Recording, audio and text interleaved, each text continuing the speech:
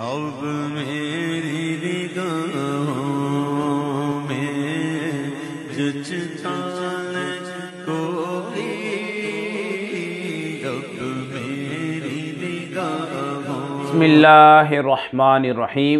सलातु वस्सलामु अलैका या रसूलल्लाह, खैरुकुम मन तअल्लमल कुरआन व अल्लमा। शबे बराअत। प्यारे प्यारे इस्लामी भाइयों, शाबानुल मुअज़्ज़म की 15वीं रात यानी शबे बराअत बड़ी बाबरकत रात है।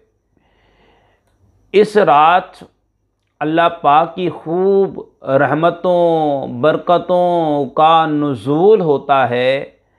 अल्लाह पाक की बारगाह में इस रात ख़ास तौर पर अपनी दुनिया और आखिरत की भलाई की दुआ मांगनी चाहिए, क्योंकि इस रात शबे बरात की रात में दुआएं कबूल होती हैं।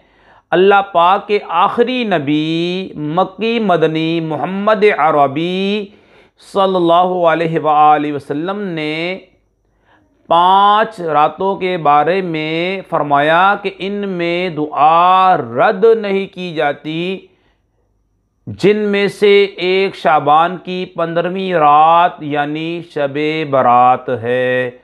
जामे सगीर के हवाले से शबे बरात के अंदर दुआएं कबूल होती हैं।